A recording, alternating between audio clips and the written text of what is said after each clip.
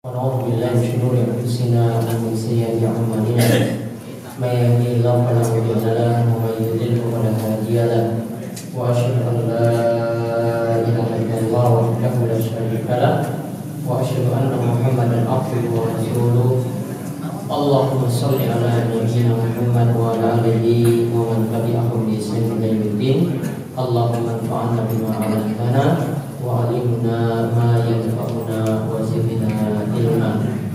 Alhamdulillah, teman-teman sekalian, bapak, kami menghormati para pengurus masjid yang semoga senantiasa dirahmati dan diberkahi Allah Subhanahu wa taala.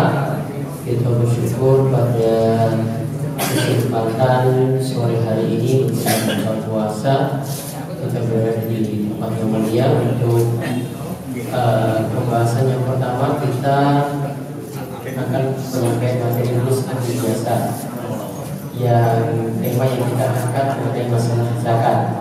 Lalu yang kedua nantinya ada pengumuman-pengumuman yang berkaitan dengan masalah penyaluran zakat yang nanti kami mohon peran serta para takmir atau yang hadir pada kesempatan kali ini untuk bisa membantu untuk penyaluran zakat dari Darus Sholihin. Ya, nanti kita lihat dulu untuk pembahasan materi. Kita akan bahas tentang masalah zakat. Setelah itu nanti mau tanya jawab seperti biasa. Baru setelah itu kita bahas cara selanjutnya sampai nanti berbuka puasa. Kita bahas ya ini tentang kesadaran untuk bisa mengeluarkan zakat. Di sini pembahasan ini penting karena yang nantinya kami bahas bukan hanya pembahasan zakat fitrah. Zakat fitrah itu biasa, ya artinya sudah jadi rutinitas.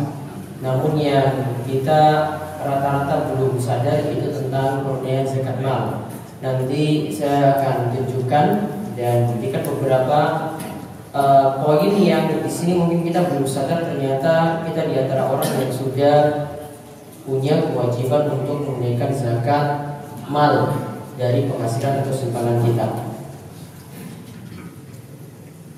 Ya namanya zakat intinya tidak pernah membuat harta itu jadi ludes habis, jadi bangkrut kalau orang keluarkan zakat atau keluarkan sedekah. Dan Allah selalu katakan bahwasanya ma anfaqtu min syai'in fa huwa yukhlifu wallahu khairur raziqin. Apa saja yang kalian infakkan termasuk yang belum kalian keluarkan zakatnya, maka Allah nantinya akan menggantinya dan Allah itu sebaik-baik pemberi rizki. Maka kita harus yakin ketika kita keluarkan infak, keluarkan sedekah, keluarkan yang sifatnya wajib yaitu zakat, maka harta itu akan semakin berkah. Allah akan ganti. Dan Nabi SAW juga mengatakan ma naqasat shadaqatun min mal. Ya namanya sodako itu tidak pernah mengurangi harta. Artinya kata Imam Nawawi secara zat mungkin berkurang hartanya tadi, namun Allah akan ganti dengan keberkahan. Atau Allah akan ganti dengan keberkahan tadi itu berupa Allah akan berkahi rezekinya dengan ditambahkan rezeki-rezeki yang lainnya, bukan pintu rezeki yang lainnya. Maka kalau mau tahu sebab di antara pembuka pintu rezeki itu adalah dengan banyak-banyak infak, banyak-banyak sedekah. Membuka pintu rezeki itu banyak-banyak infak, banyak-banyak sedekah. Nah ini bisa kita pahami terlebih dahulu. Ini diantara manfaat besar dari zakat, membuat harta kita itu semakin berkah. Maka kalau ingatkan jamaah seperti itu, katakan bahwa kita keluarkan ini bukan berarti harta kita berkurang, namun membuat harta tadi semakin berkah. Nah nantinya kita akan lihat dua macam bentuk zakat ini. Yang pertama zakat fitrah, yang sudah jadi rutinitas kita setiap Ramadan. Yang kedua zakat mal. Zakat mal, mal itu artinya harta, yaitu zakat dari harta kita. Nanti akan kita jelaskan juga. Nah kalau kita lihat zakat fitrah ini sebenarnya penyebutan para ulama. Seperti Imam Nawawi itu menyatakan bahwasanya kita menyebut dengan istilah zakat fitrah maksudnya untuk barang yang dikeluarkan zakatnya, seperti beras. Beras yang kita keluarkan itu namanya fitrah. Ya, beras yang kita keluarkan itu namanya fitrah. Sedangkan kalau Nabi SAW sebut dalam hadis dengan istilah zakatul fitri. Artinya kaitannya dengan ini Idul Fitri. Maka zakat fitrah ini kaitannya dengan Idul Fitri. Berarti nanti kalau kita mau keluarkan, yang pertama kaitannya dengan Idul Fitri. Berarti mepet atau dekat dengan Idul Fitri. Nah itulah waktu kita mengeluarkan zakat fitrah tadi. Waktu kita mengeluarkan zakat fitrah tadi yaitu mepet dengan Idul Fitri. Kemudian waktu pengeluarannya, ya, waktu pengeluaran zakat fitrah ini atau tempat pengeluaran zakat fitrah ini tergantung dari di mana kita mendapatkan Idul Fitri. Kalau kita misalnya seharian itu berada di Jakarta lalu mudik, maka di mana kita mendapatkan Idul Fitri? Nah, di tempat itulah nantinya kita membayar zakat fitrah tadi. Ya, kita dapatnya misalnya di Gunung Kidul, maka bayar zakat fitrahnya di sini. Karena tadi kaitannya zakat fitrah itu dengan Idul Fitri. Maka para pemudik itu baiknya bayar zakat fitri di sini. Kalau mereka mudik ke Gunung Kidul, ya. Namun kalau mereka pas lebarannya itu dapat di Jakarta, nanti setelah 1 hari 2 hari baru pergi ke Gunung Kidul misalnya, maka nanti penunaiannya tetap di Jakarta. Pokoknya kaitannya dengan Idul Fitri tadi. Adapun pembayarannya kita bisa keluarkan 2, ya ini paling cepat 2 atau 3 hari sebelum Idul Fitri. Maka para ulama itu tidak anjurkan di awal, bukan di awal bulan, bukan di pertengahan, bukan di awal bulan, bukan di pertengahan, namun di akhir-akhir dari kita menjalankan puasa. Nah, aturan berikutnya ini zakat fitrah itu dikeluarkan berupa 1 sok makanan. Istilah dalam hadis itu sokun min tamrin atau sokun min sya'ir. 1 sok dari kurma, 1 sok dari gandum. Lihat ini kata Imam Nawawi, jenisnya adalah dari makanan pokok. Kita punya makanan pokok apa di sini? Nah itu nanti yang dikeluarkan zakatnya. Tergantung dari setiap daerah, mungkin ada makanan pokoknya sendiri. Namun rata-rata orang Indonesia sudah berubah ke beras. Maka nanti keluarkan dengan beras. Begitu pula bisa dengan keju menurut pendapat terkuat. Nah wajib yang dikeluarkan adalah makanan pokok dari makanan negeri. Maka di sini menurut mazhab Syafi'i yang kita anut di negeri ini mazhab, ini pendapat mazhab. Jadi sudah jadi kesepakatan dalam mazhab Syafi'i bahwa zakat fitrah tidak bisa diganti selain makanan. Tidak bisa makanan diubah jadi pakaian, nggak bisa. Makanan diubah dijadikan bentuknya uang, tidak bisa. Ya, maka kesimpulan dari mazhab Syafi'i zakat fitrah dengan makanan pokok, bukan dengan uang. Zakat fitrah dengan makanan pokok, bukan dengan uang. Maka penunaiannya seperti ini. Ya, sehingga ya ini kalau dari pendapat mazhab Syafi'i, kalau ada yang nanya boleh nggak bayar zakat fitrah dengan uang? Jawabannya tidak boleh. Ya, karena Nabi SAW tuntut dalam hadis sokan min tamrin, 1 sok dari makanan, semuanya sebutkan makanan. Ya, maka penunaiannya itu dengan makanan. Oleh karena itu kalau misalnya kalau takmir masjid terima dalam wujud uang, tolong uang tadi dibentukkan beras. Artinya tumbas beras langsung.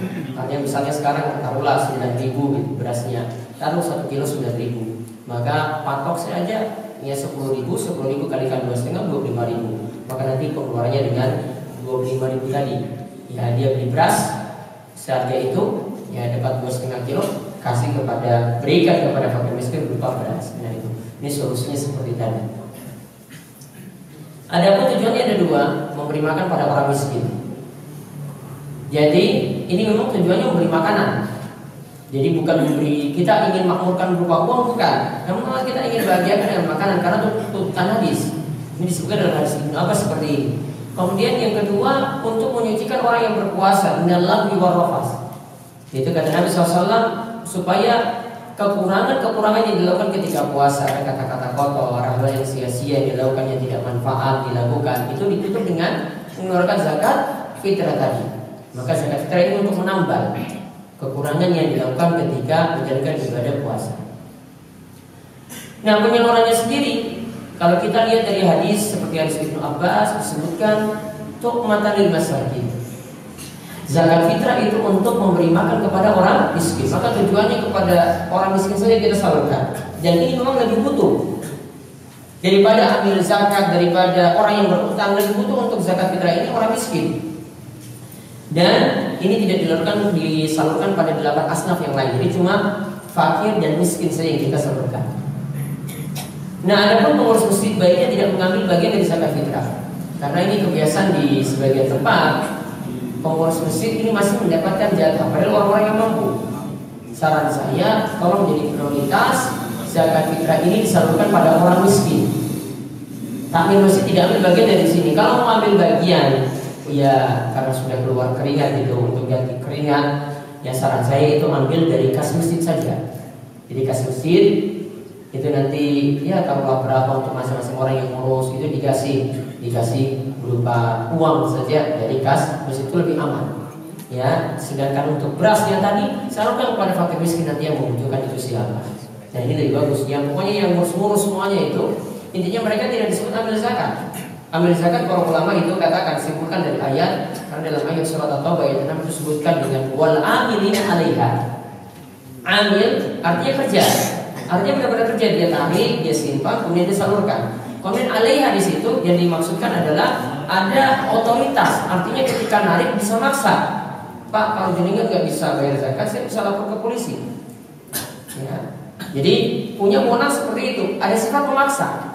Nah, untuk ambil zakat di negeri kita tidak punya sifat seperti itu, tidak bisa maksa. Yang ada yang saya pernah temukan cuma di Saudi Arabia, sehingga untuk ambil zakat ini baiknya ini cuma istilah saja. Namun kalau untuk penerapannya dia mengambil bagian, baiknya tidak.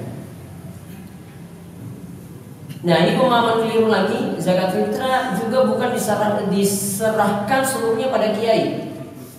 Ya, jadi bukan ditunggu pada kiai semuanya diserahkan satu tempat pada kiai.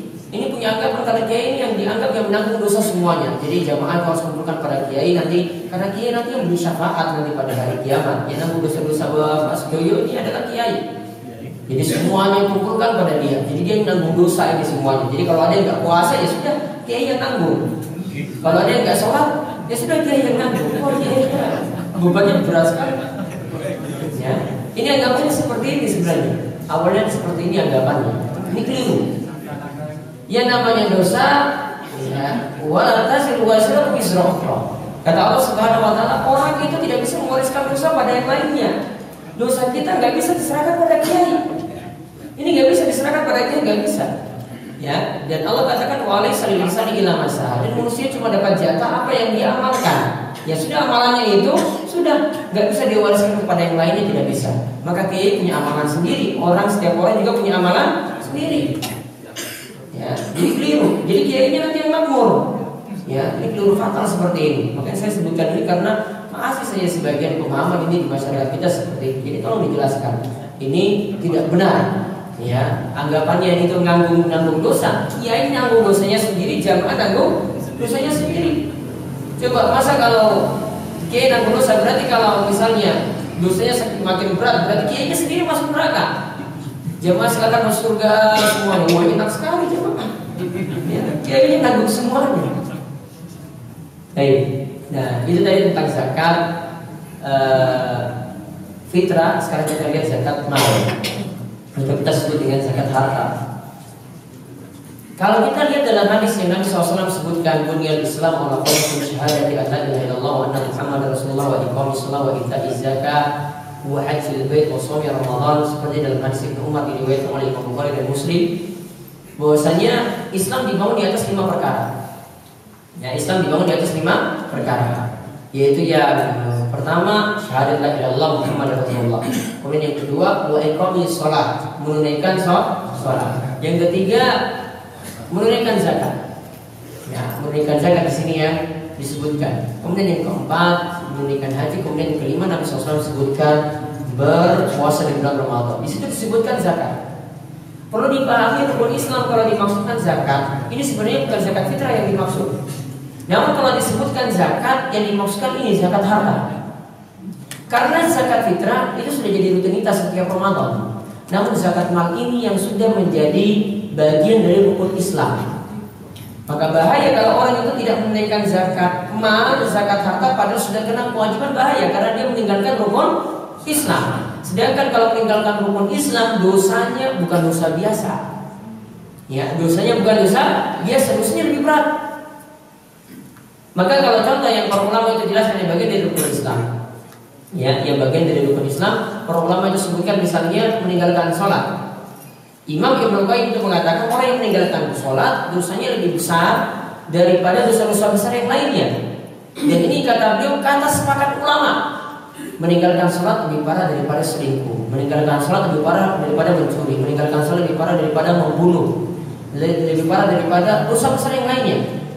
Karena yang ditinggalkan adalah rukun Islam. Tidak kalau cuma lakukan dosa besar. Kita katakan dosa besar ya juga bahaya. Namun meninggalkan rukun Islam lebih bahaya lagi. Maka kalau orang tidak bayar zakat padahal sudah kena kewajiban, ya ini menanggung dosa besar. Maka kita harus tahu dulu kalau kita ingin mengeluarkan zakat, memang syarat-syarat ini perlu diperhatikan. Ini ada 5 syarat. Kemarin pengajian malam ini saya sebutkan cuma 2. Namun kalau mau tahu lengkapnya ada 5. Ya, kalau mau tahu lengkapnya itu ada 5 syarat. Yang pertama lihat di sini dimiliki secara sempurna. Artinya di sini kita pegang uang tadi. Uang ini bukan ada di tempat lain. Harta ini bukan ada di tempat lain. Maka kalau ada yang punya utang, utangnya ada pada orang lain dan memang belum tahu ini kapan kembalinya. Ya, belum tahu kapan kembalinya. Namun kalau sudah yakin bahwasanya orang ini amanat, uangnya pasti kembali. Ya, uangnya itu pasti kembali. Maka itu nanti masuk dalam hitungan zakat. Itu seperti uang yang kita pegang berarti. Namun kalau orang yang pinjam itu susah atau memang orang yang tidak amanat, ya janjinya kurang tepat, mau kembalikan kapan juga nggak jelas, maka ini tidak masukkan dalam hitungan zakat karena berarti sudah ada pada orang. Termasuk juga di sini ada yang mungkin daftar haji. Ya, daftar haji sudah setor. Ya, setoran sekarang berapa? Berapa dolar Pak? 25 juta. Berapa dolar itu berarti? Sekarang rupiah ya? Oh, berarti yang plus aja berarti yang pakai dolar. Ya. Standarnya dolar. Ya, standarnya tetap dolar. Jadi uangnya ketika disetor sudah ada dalam tabungan haji nih. Ya, maka itu ketika disetor ini uangnya tidak bisa kembali. Berarti uangnya sudah tidak kita miliki secara sempurna, tidak kita pegang sempurna. Berarti tabungan haji itu tidak masuk dalam hitungan zakat. Namun kalau baru mau nyimpan, nanti baru saya setor nanti untuk daftar haji. Nah ini berarti masih masuk hitungan. Namun kalau sudah dipegang oleh kemenang, ya uangnya sudah dipegang oleh kemenang, maka berarti ini sudah tidak kita miliki lagi. Berarti yang ini tidak masuk hitungan. Namun kalau yang masih kita nantilah tahun depan baru saya ingin daftar haji. Nah ini belum disetor, ini berarti masih masuk dalam hitungan zakat. Yang kedua termasuk harta berkembang. Maka Nabi SAW sebutkan bahwasanya tidak ada zakat untuk rumah dan juga untuk kuda. Jadi kuda itu tidak kita keluarkan, kendaraan itu tidak ada zakatnya. Rumah yang kita tempati juga tidak ada zakatnya. Kenapa? Hartanya tidak berkembang. Jadi cuma kita cuma menempati saja. Kita cuma tunggangi saja, kita cuma naiki saja. Kita tidak manfaatkan uang tadi untuk dikembangkan, tidak.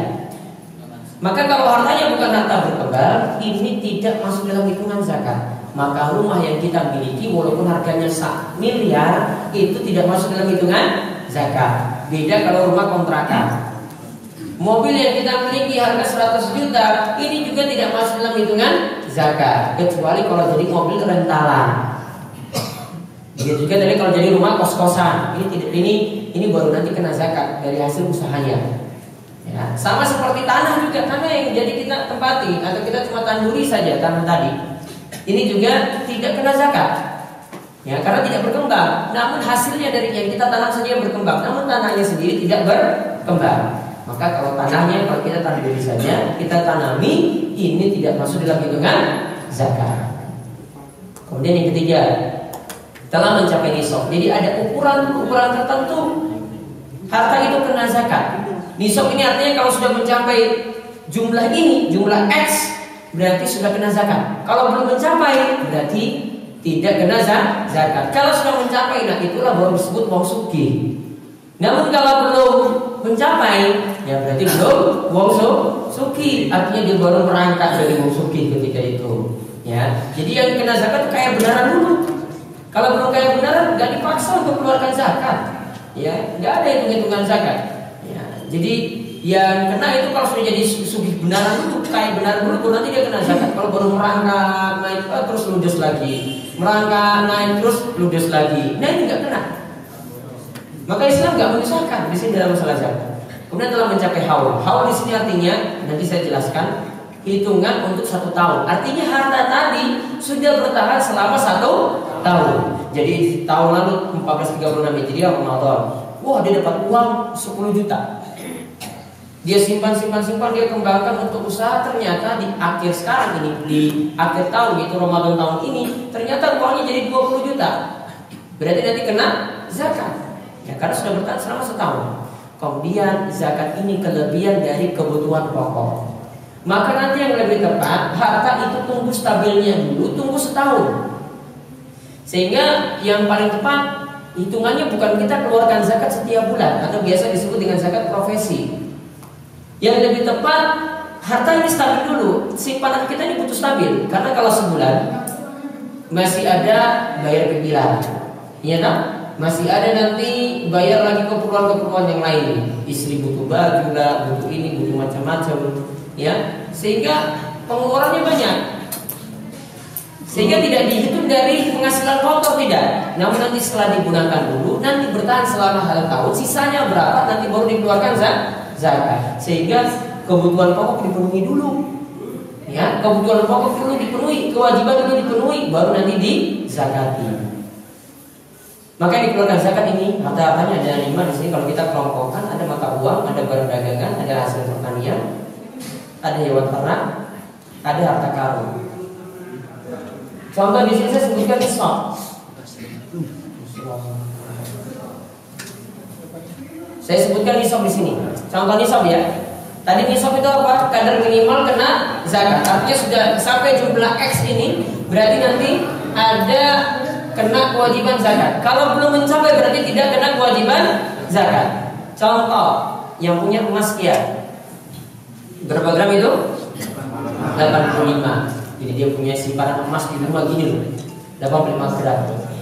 Kalau sudah mencapai 85 berarti kena zakat. Kalau belum, baru saja 2 gram, 3 gram beli di Wonosari kemarin. Wah, kalau udah ke pasar kayak gini, apalagi mau beli murah ya macet di depan ini. Karena yang toko depan dekat jembatan itu apa? Nah, di Semarang, masya Allah. Oh, iya, saya camat. Kalau perak, misalnya kita beli dari kota gede, ya, ini peraknya ada 595 gram. Sampai jumlah ini dulu baru kena zakat. Kemudian kambing, kalau punya 40 ekor dulu, ya, kalau kambingnya 40 ekor kena zakat. Kemudian sapi, kalau punya 30 ekor, nanti baru kena zakat. Ya, berarti kalau di bawah ini tidak, ya, di bawah ini tidak. Nah, untuk simpanan tabungan ini juga kena zakat seperti ini ya.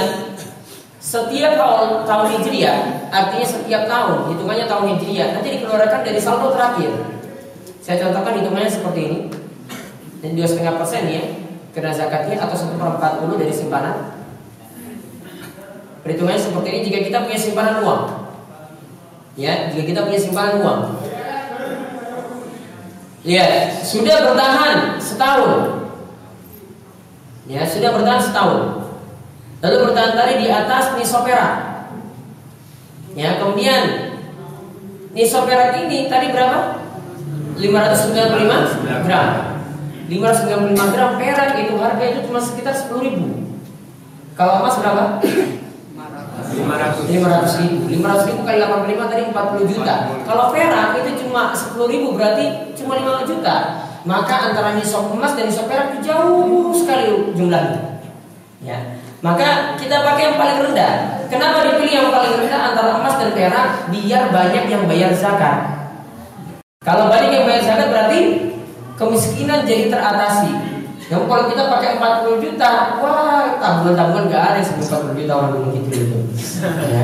Maka ini bisa dicapai, 5 juta ini bisa dicapai. Maka nanti kena zakat 2,5% ketika simpanan sudah di atas 5 juta. Maka tahun ini misalnya 5 juta berarti sudah kena 2,5%. Nanti tahun depan lagi jadi meningkat jadi 10 juta berarti 2,5% dari 10 jutanya. Tahun berikutnya lagi jadi 20 juta, berarti 2,5% dari 20 jutanya. Walaupun ada uang yang belum bertahan setahun, namun kita pukul semua rata. Pokoknya kita anggap semuanya sudah setahun, biar pembayarannya itu mudah. Jadi setiap tahun baru kita keluarkan. Nah, misal di Ramadan 1436 simpanannya 10 juta. Di Ramadan 1437 jadi 20 juta. Berarti nanti kena zakat berarti berapa persen? 2,5%. Sudah di atas nisab belum? Ini sudah di atas 5 juta nih. Ya, yang di 1437 juga sudah di atas 5 juta. Berarti kena zakat 2,5% dikalikan 20 juta berarti berapa? 500.000 atau 20 juta dibagi 40. Nanti juga dapat 500.000. Namun simpanan orang gunung itu biasanya sudah berikan ternak. Jadi jarang yang punya buku tabungan, itu jarang. Ya, kecuali pegawai-pegawai.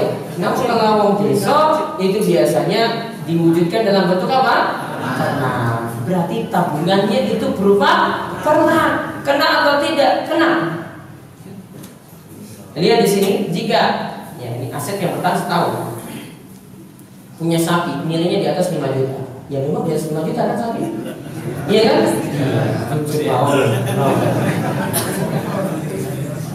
Aset tanah juga, tanahnya ini bukan ditanduri, namun dia beli nanti kapan-kapan. Wah, ini kan jadi jalan untuk nanti ke pantai. Paling nanti tahun depan tuh sudah naik. Sekarang saya beli 100 juta, mungkin tahun depan tuh sudah jadi 300 juta. Ya, maka sudah nilainya di atas 5 juta. Kalau sudah punya niatan untuk jual, berarti kena zakat. Ya. Juga kalau ada yang punya barang dagangan di toko, jual sembako, jual macam-macam. Nah, itu nanti aset barang dagangnya nanti di total itu berapa, baru nanti dikeluarkan zakatnya 2,5% jika sudah di atas 5 juta. Ya.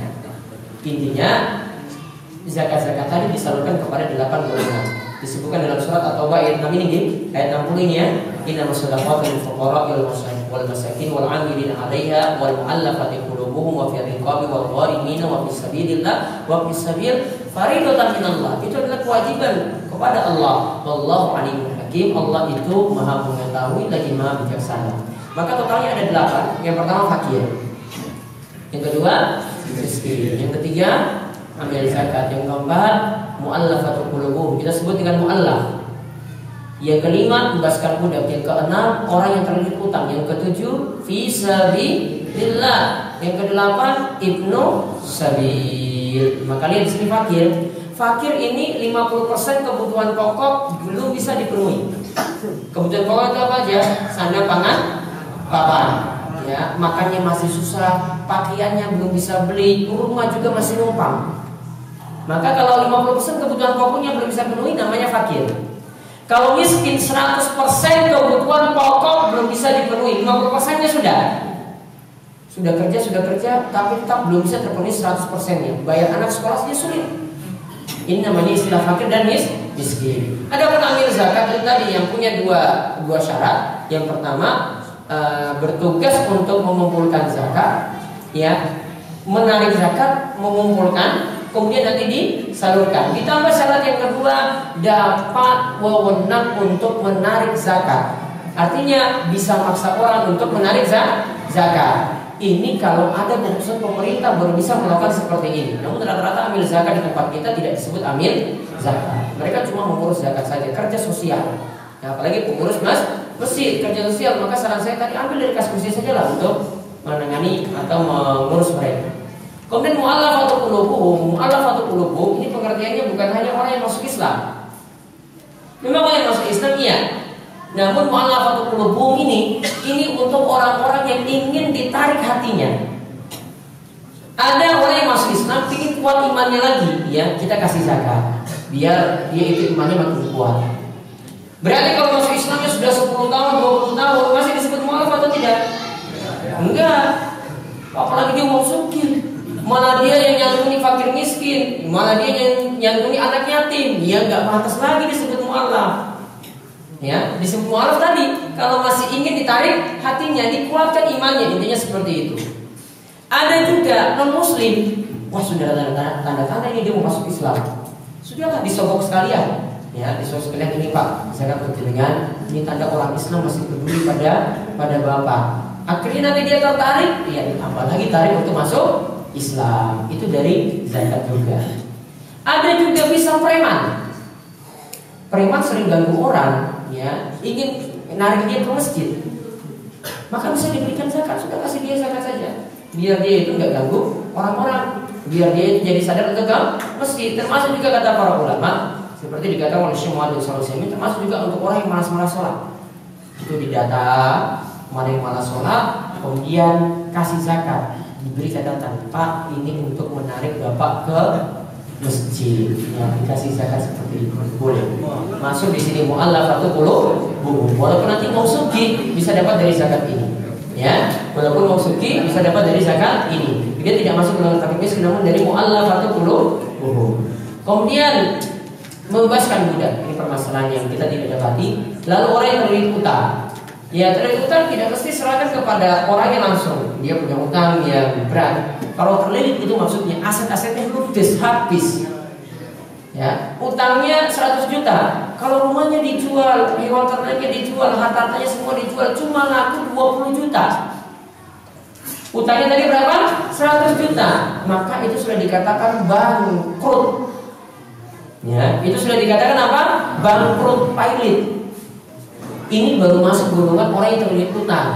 Kalau masih punya utang, wah mobilnya masih ada, motornya masih ada, suruh jual dulu. Sawahnya juga masih ada, suruh jual dulu. Atasi utangnya sendiri, bukan diambil dari zakat. Jadi solusinya seperti itu. Kemudian fisabilillah untuk jalan Allah. Para ulama katakan ini untuk berjihad di jalan Allah, untuk orang yang jihad. Dan jihad itu ada dua macam, jihad dengan perang dan ada jihad dengan ilmu. Dia dengan ilmu artinya untuk orang-orang yang sulit memenuhi kebutuhan yang karena belajar, karena menuntut ilmu agama, maka bisa dikasih zakat seperti ini. Terus ini bisa untuk santri-santri pondokan, bisa diberikan berupa zakat mal. Kemudian ada ibnu sabil. Ibnu sabil itu artinya musafir. Musafir namun terputus perjalanan, dia tidak bisa lagi melanjutkan perjalanan ke tempat tujuan. Bekalnya habis, mungkin dirampas, mungkin ketika jalan sudah gak hitung-hitung lagi, maka bekalnya habis, maka bisa diambil dari zakat mal, diserahkan pada orang tersebut. Ini untuk fakir, miskin, ambil zakat, mu'allafatu qulubuhum, bebaskan budak, orang yang berhutang, fisabilillah, ibnu sabil. Coba lihat di sini, ada nggak untuk masjid? Pembangunan masjid ada nggak di sini untuk zakat mal? Tidak ada. Maka zakat mal tidak boleh untuk pembangunan masjid. Ada nggak di sini untuk pembangunan pesantren atau pembangunan sekolah? Tidak ada. Maka tidak bisa juga zakat mal untuk pembangunan sekolah, pembangunan madrasah atau pembangunan pesantren, tidak bisa. Diambil dari dana lain, bukan diambil dari dana ini. Ya. Juga apakah di sini setiap guru ngaji harus dikasih di sini? Tidak ada disebut. Ya. Kecuali tadi masuk golongan apa? Fakir, miskin atau untuk mu'allafatu qulubuhum, untuk kuatkan imannya. Namun kalau tidak masuk 8 ini tidak bisa, karena dalam ayat tadi, ya, dalam ayat itu pakai innama di depan. Innama kata para ulama pakar bahasa itu menunjukkan makna hasyar. Hasyar itu artinya pembatasan, artinya hanya 8 golongan, tidak bisa disalurkan untuk golongan-golongan yang lain. Kalau Allah sudah tetapkan 8, kita tidak bisa tambah-tambah lagi untuk yang lainnya. Maka yang di depan tadi kita bahas untuk kiai misalnya, kiainya sudah punya mobil, sudah kaya, rumahnya sudah megah, ya, harta juga tidak bisa dia tidak butuh harta juga. Maka harta zakat mal juga tidak diserahkan kepada kiai, sama seperti zakat fitrah tadi. Wallahu a'lam bishawab. Ini yang kita bahas untuk pembahasan sampai pada orang-orang yang berhak mendapatkan zakat tadi. Nah, itu saja yang bisa kami sampaikan. Selanjutnya monggo waktu 15 menit untuk tanya jawab. Assalamualaikum warahmatullahi wabarakatuh. Yang saya tanyakan gini Ustaz, misalkan si fulan itu sudah mampu untuk berzakat, tapi saudaranya itu miskin ataupun fakir. Apakah si fulan ini bisa langsung tanpa melewati masjid bisa langsung membayarkan zakat kepada si saudaranya itu tadi? Itu yang pertama. Kemudian yang kedua, misalkan ada seseorang ini yang betul-betul miskin, tapi dia kemudian kaku, artinya misalkan dianggap orang kafir. Kemudian pihak masjid ataupun panitia zakat itu ingin memberikan biar dia masuk Islam ataupun biar dia masuk ke masjid, tapi sudah beberapa kali ternyata dia hatinya keras dan keras, itu apakah bisa kita stop atau tetap kita lanjutkan? Terima kasih. Assalamualaikum warahmatullahi wabarakatuh. Waalaikumsalam. Assalamualaikum warahmatullahi wabarakatuh. Langsung saja yang saya tanyakan kaitannya dengan zakat fitrah, yaitu kaitannya dengan panitia zakat. Satu contoh, misalnya ada satu keluarga berjumlah 5 orang, kemudian yang diyakati 3 misalnya, kemudian yang 2 orang belum diyakati. Bagaimanakah sikap panitia zakat untuk menyikapi keluarga 5 orang yang 2 orang tidak diyakati tersebut? Kemudian pertanyaan yang kedua, bolehkah satu contoh saya setiap bulan Ramadan itu kalau membeli zakat itu dari awal bulan Ramadan, namun saya ambil nanti kalau sudah waktunya mau bayar zakat. Ini zakat mana atau zakat fitrah beras pokok. Kenapa saya lakukan seperti itu? Saya terus terang mengantisipasi kadang-kadang pas mendekat hari Idul Fitri begini nggak punya uang, nggak pegang uang, makanya pas saya pegang uang saya beli, lalu nanti saya ambil waktu mendekati bayarnya fitrah. Apakah dibolehkan? Itu aja utama dari saya. Assalamualaikum warahmatullahi wabarakatuh. Waalaikumsalam. Saya dulu Pak itu yang berisi tamu. Ya. Assalamualaikum warahmatullahi wabarakatuh. Waalaikumsalam warahmatullahi wabarakatuh. Terima kasih. Ada 2 hal yang saya tanyakan. Yang pertama adalah mengenai orang-orang yang berhak untuk menerima zakat mal, di antaranya orang yang terlilit hutang. Tadi diterangkan hanya sebatas orang yang karena modalnya sudah habis, hutangnya masih banyak, ini berhak untuk menerima zakat. Pertanyaannya, apakah ini juga berlaku bagi orang-orang yang non Islam atau non Muslim berada di lingkungan kita yang dia itu mengalami bangkrut karena usahanya, dan pada saat diperkirakan benda yang dimiliki sudah tidak impas dengan banyaknya hutang yang masih ditanggung. Yang kedua,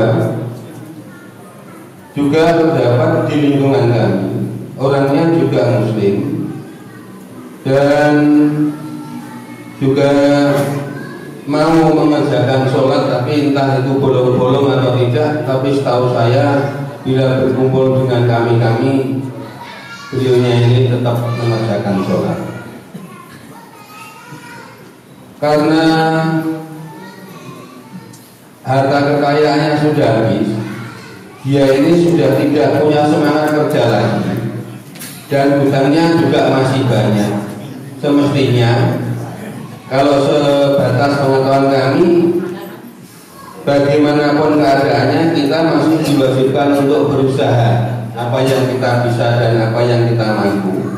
Tapi setahu saya, saudara kami ini setelah hartanya habis sudah tidak punya semangat kerja apapun, hanya maunya ini kesana kemari ke rumahnya saudara, makan di tempat saudara, di tempat teman, di tempat itu. Tentang zakat mal, sikap apa yang mesti kami lakukan untuk membangkitkan semangat dari teman kami yang kondisinya sekarang seperti itu. Terima kasih. Assalamualaikum warahmatullahi wabarakatuh. Waalaikumsalam. Baik, saya jawab dulu.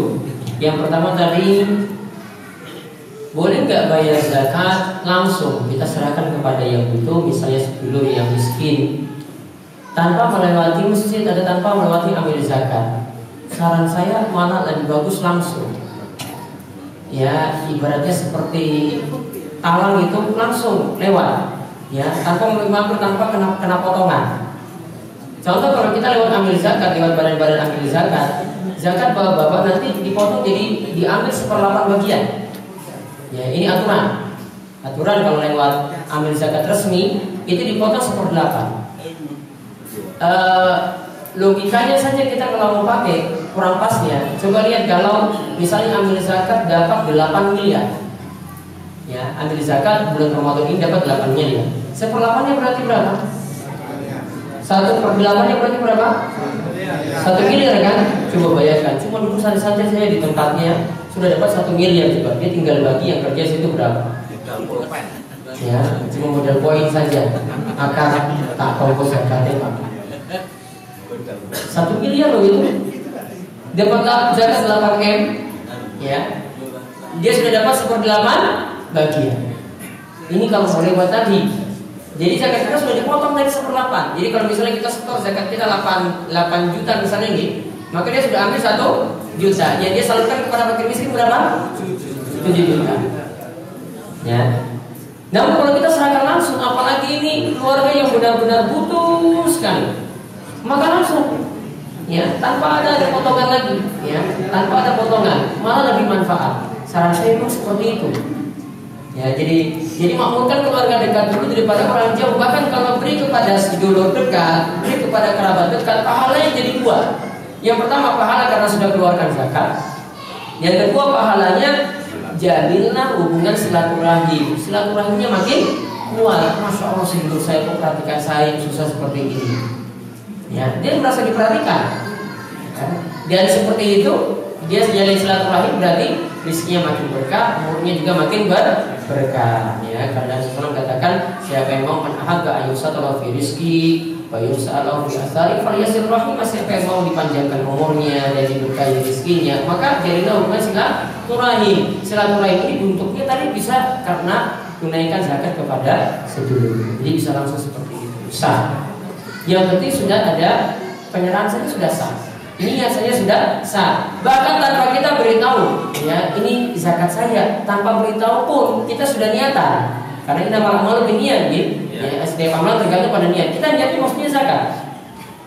Ya, niatnya itu maksudnya zakat. Dia nerimanya itu kayak seperti uang biasa, maka tetap itu dikatakan sah. Yang penting niatan dari kita. Ada seorang sahabat diceritakan di dalam kitab Riyadhus Shalihin di awal-awal dibicarakan tentang masalah niat. Ketika itu ini bapaknya taruh zakat di masjid. Lantas zakat tadi diambil oleh anaknya. Ya, zakat tadi diambil oleh anaknya. Jadi bapak ini taruh zakat di masjid, maksudnya kasih ke orang-orang yang dia berhak menerima, namun anaknya yang ambil. Bapak tadi maksudnya salurkan memang kepada orang yang butuh, namun karena anaknya ambil dan anaknya memang juga butuh ketika itu, miskin ketika itu, maka dia ambil zakatnya. Maka hal ini diadukan kepada Nabi SAW. Rasulullah SAW diberitahu, wahai Rasul, saya ini maksudnya kasih zakat kepada orang-orang nanti yang ada di masjid, namun kok anak saya yang ambil? Maka Nabi SAW katakan, bagimu ya apa yang kamu zakati, artinya kamu sudah dapat pahala dari kamu niatan kamu tadi. Sedangkan baginya juga dia dapat zakat tadi juga. Dia berhak juga untuk mendapatkan zakatnya. Walaupun tadi niatannya bukan untuk dia, namun karena sudah niatan untuk keluarkan, maka sudah dikatakan zakatnya tertunaikan ketika itu. Kemudian gimana kalau miskin? Ini yang diberi ini orang kafir. Sudah diberi zakat, ya, dia miskin, ya, orang kafir ini miskin, sudah diberi zakat sekali, ya belum tertarik juga pada Islam. Kemudian 2 kali juga belum tertarik, 3 kali belum tertarik, hatinya masih keras. Maka kalau seperti itu berarti belum mu'allafatu qulubuhum, berarti nggak mempan, berarti nggak usah diberi lagi. Ya, nggak usah diberi lagi. Nanti kalau ada tanda-tanda dia baru mau masuk, itu baru nanti diberi. Kemudian bagaimana dengan panitia zakat? Panitia zakat melihat ada 2 orang yang belum disakati. Ini zakat fitrah gimana? Ya, zakat fitrah. Kalau memang dari sisi tidak mampunya cuma bayar 3 orang, ada 2 orang lagi belum, ya sudah ditunaikan 3. 2 orang berarti mungkin dari sisi dia tidak mampu. Namun bapak-bapak perlu pahami, zakat nanti jadi tanggungan dari kepala keluarga. Kepala keluarga nanggung satu rumah nanti. Ini yang dia nanggung, misalnya ada istri, ada anak, dia tanggung semuanya. Mungkin ada orang tuanya lagi sendiri, ada di rumah, satu rumah. Ya, misalnya tabunnya di sini, ya dia tanggung semuanya. Nanti orang tuanya juga dia tanggung, maka tinggal dihitung semuanya. Ya. Maksud saya, apakah yang keluarga yang 2 orang yang tidak dizakati tadi itu berhak menerima zakat fitrah? Berarti dia kenapa tidak mau zakat? Apa karena memang nggak mampu untuk semua? Atau 2 orang ini memang dia lupa untuk zakatnya? Kalau tidak mampu berarti nanti dapat untuk masalah zakat tadi. Zakat fitrahnya nanti diberi kepada 2 orang tadi. Namun kalau memang lupa atau memang tidak mampu, kalau tidak mampu ya benar-benar nanti dia nanti dikasih zakat.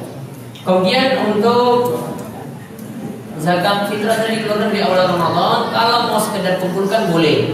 Namun untuk masalah penyaluran nanti di akhir bulan Ramadan. Kemudian untuk orang yang terlilit utang tadi modalnya habis, dia non Islam, bangkrut. Kalau memang ada zakat mengutangi orang ini, baiknya orang ini diurus sekaligus nanti raya-raya dia untuk masuk Islam.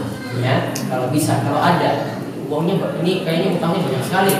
Ya, maka ditimbang-timbang juga. Mungkin nggak untuk bayar dia dengan uang zakat sebesar itu dan itu mengenai dia pada Islam dan nanti Islamnya juga benar. Ya, ditimbang-timbang juga, mesti ditimbang-timbang zakatnya cukup nggak? Kemudian yang kedua, apa manfaatnya masuk Islam juga? Kalau dia masuk Islam ternyata cuma main-main saja, ya mendingan nggak usah. Ya, namun kalau dia mau Islamnya mau serius, ya berarti bisa dirayu dengan menunaikan zakat dulu. Kemudian kalau untuk orang yang Muslim tadi yang rajin sholat atau malas kerja, saran saya dia dinasihati supaya bisa kerja. Kalau dia punya keluarga, dia berdosa karena tidak bisa memberikan nafkah pada keluarganya dengan benar. Kemudian kalau dia ini orang yang mampu kerja, kemudian malas-malasan, mungkin kalau dia tidak punya usaha lagi, ya sudah tidak punya penghasilan lagi, ya usahanya mungkin kita katakan bangkrut lah ketika itu, maka saran saya bisa diberikan zakat, namun cuma sebagai modal saja. Ya, katakan padanya ini Pak untuk modal, untuk kerja, mungkin buka warung, kayak buka usaha, kayak yang kecil-kecilan yang dia dari situ bisa ada penghidupan, bisa memberikan zakat untuk maksud itu. Ada lagi? Ya. Assalamualaikum warahmatullahi wabarakatuh. Ini Ustaz, saya pernah baca salah satu fikih bahwa bayi yang lahir sebelum sholat Id itu diwajibkan membayar zakat karena di situ sebelum sholat Id itu sebelum malam takbiran ya? Iya. Sebelum malam takbiran. Sebelum malam takbiran. Di situ ada berarti penjelasan. misalnya maghribnya jam 6, akhirnya jam 4 sore. Iya, betul. Di situ ada penjelasan bahwa zakat fitrah itu ada tujuannya, salah satu diantaranya juga untuk mensucikan jiwa, sehingga bayi yang lahir sebelum sholat itu katanya wajib untuk dizakati. Apa betul itu? Untuk yang kedua kalinya tentang zakat mal, ini ada warga saya yang mempunyai keyakinan yang kuat bahwa zakat mal ini tidak perlu mencapai nisab dengan tujuan, dengan niat bahwa harta kita itu memang perlu disucikan dari sikap-sikap yang tidak baik, sehingga dia mempunyai keyakinan bahwa penghasilan kita itu perlu dikeluarkan zakat. Apa itu juga termasuk benar Pak Ustaz? Mungkin itu pertanyaan saya. Assalamualaikum warahmatullahi wabarakatuh. Assalamualaikum warahmatullahi wabarakatuh. Yang ingin kami tanyakan Ustaz mengenai zakat fitrah, terutama dalam hal pembagian. Di masjid kami itu sudah berjalan bertahun-tahun, yang membayar zakat itu kemudian dibagi juga itu sudah berjalan bertahun-tahun. Zakat fitrah ya, zakat fitrah betul. Nah, untuk itu kami mohon Ustaz untuk memberikan dalil yang kuat agar nanti bisa kami sampaikan supaya dalam pembagiannya tepat sasaran. Dalilnya tadi itu sudah ini loh. Atau oke. Nah, mungkin pertengahan itu Ustaz atas penjelasannya. Terima kasih. Assalamualaikum warahmatullahi wabarakatuh. Waalaikumsalam warahmatullahi wabarakatuh. Yang terakhir juga tapi belum kan? Yang sini dulu yang kalian itu. yang dekat-dekat nanti bisa ketemu langsung sama lagi. Terima kasih. Assalamualaikum warahmatullahi wabarakatuh. Kami menerima zakat mal. Dan zakat mal itu kami berikan dan sebagai bahan pokok itu terus langsung kita bagikan pada yang beriman, dan caranya adalah 8 bulan atau 60 itu gimana?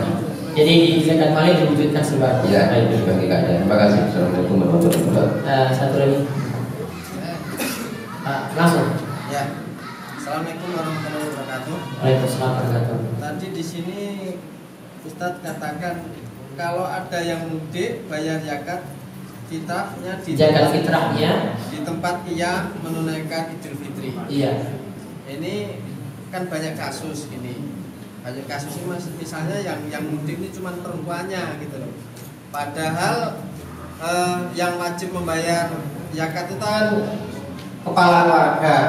Kepala keluarganya masih di Sumatera misalnya, atau di Thailand atau di mana. Akhirnya pulang ke orang tua, terus tanggungan siapa ini? Karena anak ini sudah tanggungan suami, pulang ke orang tua, zakat fitrahnya tanggungan siapa ini? Terus yang kedua, apakah zakat itu perlu didoai? Didoakan ya, didoai itu salaman dan kedua ini. Itu saja. Terima kasih. Assalamualaikum warahmatullahi wabarakatuh. Terima kasih. Yang sering terjadi di wilayah kita itu ada kebiasaan, itu anak yang masih kecil itu zakatnya di dukun. Yang dukun itu biasanya dulu itu menolong, terus sering dukun itu dukun biasa dukun bijak gitu. Itu dukun Bali itu bisa atau tidak, sah atau tidak? Zakat fitrah apa zakat mal? Zakat fitrah. Ya, baik.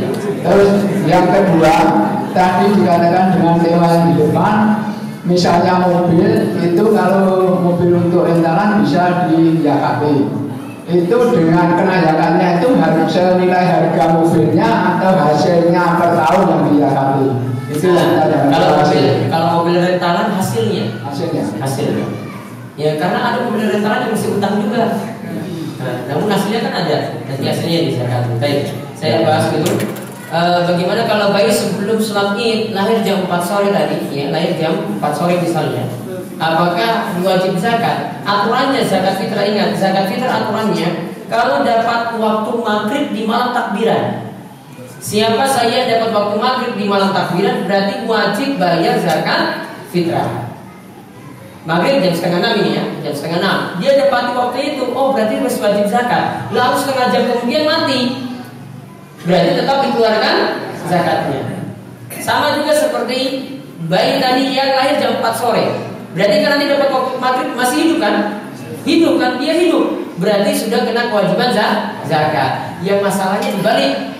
Kalau dia matinya jam 4 sore, ya kan? Matinya jam 4 sore sebelum maghrib, berarti dapat waktu maghrib atau enggak? Enggak. Berarti tidak wajib zakat. Ya kalau sudah terlanjur keluar ya sudah keluarkan.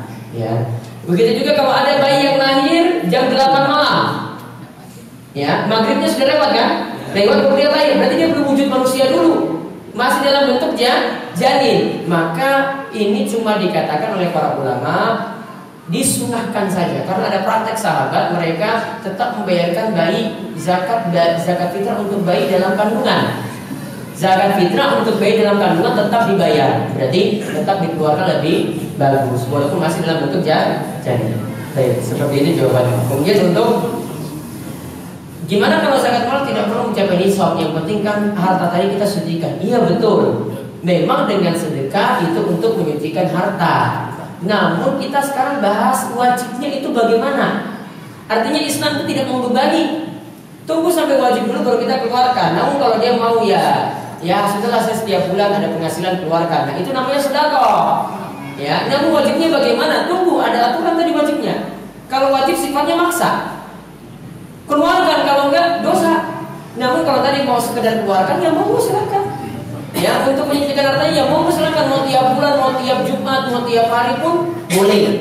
Namun yang kita bahas tadi apa? Untuk yang wajib yang sifatnya memaksa, kalau enggak dilakukan berarti dosa. Ya, jadi silakan seperti itu boleh. Namun kalau mau bahas wajibnya, tunggu syaratnya itu dipenuhi. Kemudian zakat fitrah tadi yang memberi dan penerima semuanya dibagi, berarti yang beri nanti dia keluarkan, nanti yang itu dia dapat lagi yang nggak sesuai dengan ini. Dan ini jelas cuma untuk 8 orang kaya nggak dapat lagi. Berarti kalau dia keluarkan zakat, orang kaya dapat lagi, berarti dia makan hartanya sendiri. Nggak halal bagi dia untuk dapat hartanya sendiri. Ibaratnya itu orang yang seperti keluarkan muntahannya, dia tarik lagi muntahannya lagi. Ya sudah keluarkan sesuatu yang gak enak, kemudian tarik lagi, nggak pas. Walaupun tadi sudah dicampur, tadi dia keluarkan beras bagus, kemudian nanti diaduk dengan yang dicampur dengan beras-beras yang lainnya yang biasa-biasa, tetap nggak boleh. Itu bukan haknya. Ya, itu bukan haknya. Jadi yang namanya zakat fitrah itu bukan untuk bagi rata, bukan. Namun untuk apa? Meningkatkan ekonomi orang yang miskin. Kemudian menerima zakat mal tadi, zakat mal yang mau disalurkan sembako boleh. Sebagian kegiatan pesantren Darus Sholihin itu biasanya untuk salurkan zakat, biasanya sudah diwujudkan beras.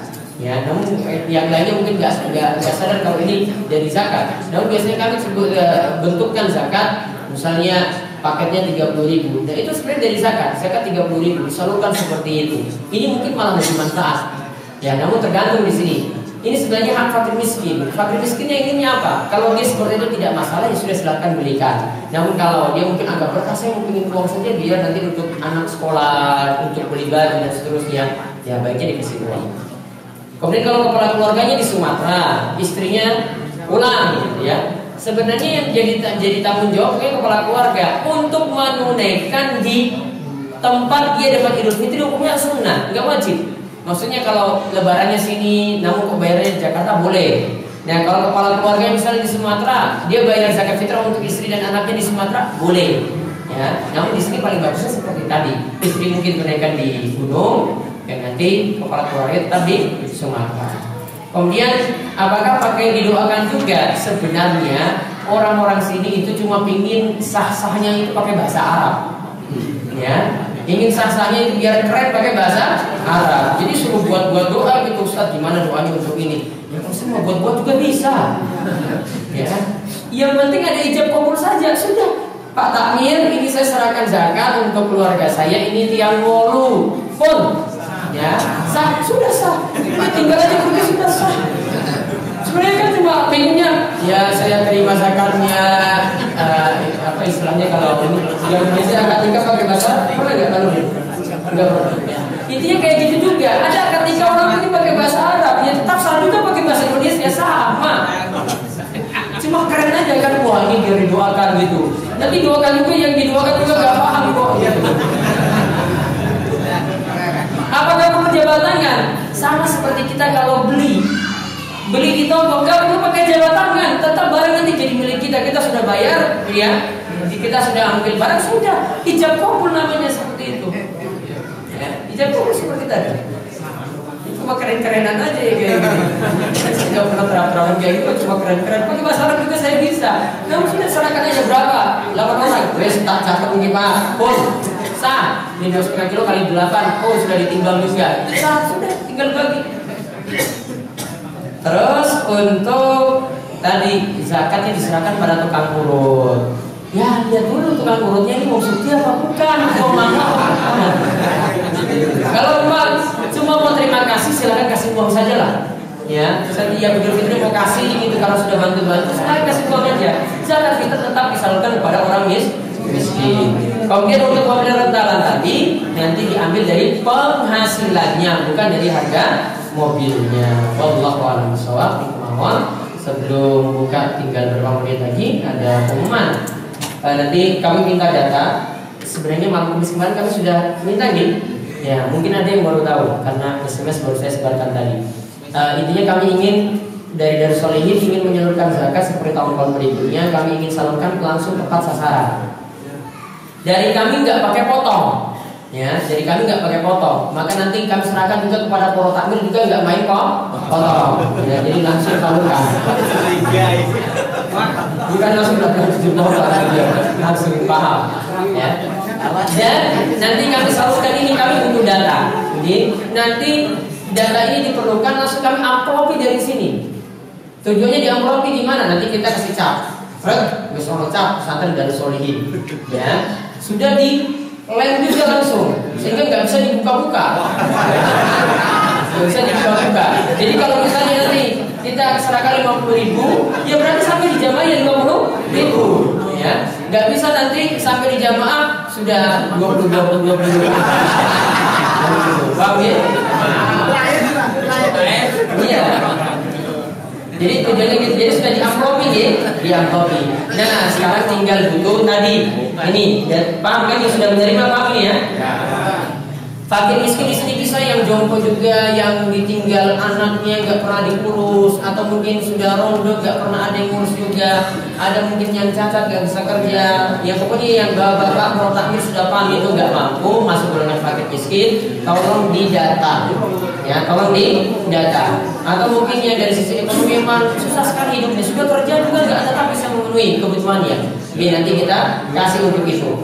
Dan nanti ada beberapa yang memang sangat-sangat butuh, tolong diberi tanda bintang, ya. Atau dikelompokkan sendiri nih, dikelompokkan sendiri. Ini yang super sangat-sangat butuh, ya. Misalnya yatim, nggak ada yang nanggung, ronda juga nggak ada yang nanggung. Mungkin kita bisa kasih lebih, ya. Nanti amplopnya kita istimewakan, ya. Nanti yang biasa-biasa, nanti amplopnya biasa. Jadi nanti zakat tidak perlu sama, namun dilihat dari kebutuhan. Karena nanti sampainya itu berapa nanti sesuai dengan data yang masuk. Jadi kami minta tolong didata. Masih ada kesempatan malam Kamis, malam Kamis silakan hadir lagi untuk kajian malam Kamis. Data tadi dikumpul. Nanti ketika amplopnya sudah siap, nanti di bel diberitahu, ya. Insya Allah tidak sampai hari Sabtu atau hari Minggu gitu sebelumnya. Dari malam Kamis pokoknya di data saja. Nanti kami panggil, nanti tinggal sesuai dengan data tadi yang sudah disetor, kami bagi sesuai itu. Ya, kami bagi sesuai itu. Dan untuk para takmir, kami cuma bisa mengucapkan matur nuwun, terima kasih. Tidak ada spesial, namun nanti insya Allah lebih bisa nanti yang bisa dibawa pulang nanti ada berupa pokok untuk lebaran. Jadi nggak usah pergi cari pokok lagi, pokoknya sudah nggak usah dipikir seperti itu. Ini balasan dari kami untuk perwakilan yang sudah siap untuk membantu. Oke, yang hadir saat ini nanti bisa ambil pokok di bawah. Untuk ini ada pertanyaan? Jadi nanti data tinggal kumpulnya, sudah kumpul ya, kita nanti tinggal panggil. Dan dia belum, masih ada waktu malam Kamis. Atau kalau besok mau datang juga bisa. Ini hari Senin Rabu, Selasa besok boleh. Datang langsung jam kantor antara jam 8 sampai jam 11. 8 sampai jam 11. Datang nanti jam 8 sampai jam 11 tadi, kasih data di kantor. Bisa. Sampai nanti malam Kamis. Malam Kamis saya mohon itu terakhir. Ya, terakhir sehingga hari ini tidak ada lagi, kita tidak minta dari data baru. Yang sudah kami terima baru dari Aisyah Panggang. Jadi yang masuk data Aisyah Panggang nanti tidak perlu dicatat lagi. Waru sudah masuk belum Pak ini? Waru belum masuk ya? Waru kayaknya belum. Kalau waru masih bisa masuk. Pejaten Giliwung belum. Pejaten kuda belum ya, sama waru berarti ya. Ya, yang lainnya yang jadi sekarang nih sebagainya kita bisa minta datang. Jadi waru kita sebut. Jadi kemauan untuk pertemuan kita kali ini. Tunggu sebentar sih, nanti makannya di bawah di sini nanti sudah disediakan nasi kotak. Ya, karena ini banyak jadi pakai nasi kotak. Jadi kemauan kalau ada kesulitan bisa besok temui kami di sini jam 8 sampai jam 11 gitu.